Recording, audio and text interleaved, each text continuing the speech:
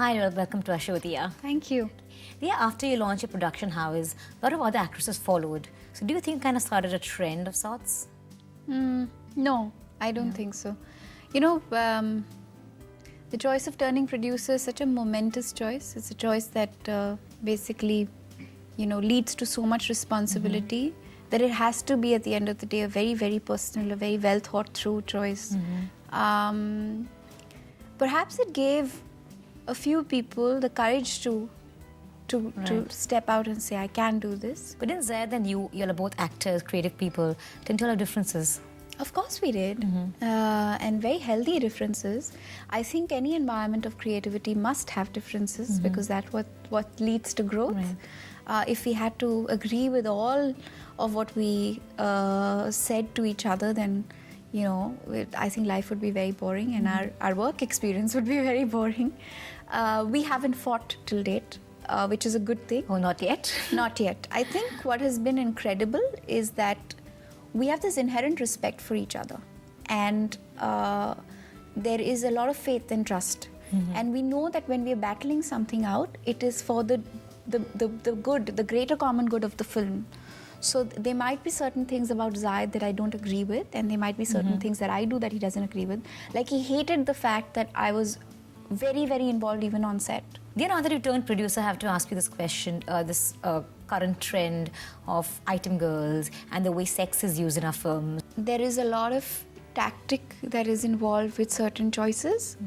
I mean, I've seen films that perhaps did not require an item song but had one because it's the need of the hour. We are a bit of a herd within the industry. I think we tend to pander after things that have worked in the recent past, and we tend to repeat them because we hope that we will gain the same kind of accolade or the same kind of eyeballs that the previous film did through repeating an effort. Recently, you read an interview where we said that you're waiting for Sahil to propose to you. Yeah. So where is the rock?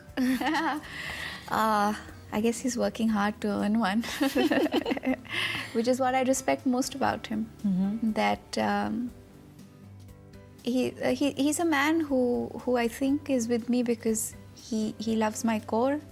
He knows that everything else is transient, and that he also respects the fact that I've worked very, very hard, and he believes that this is my time and I should make the most of it. I have lots of aspirations. I want to direct, I want to continue producing.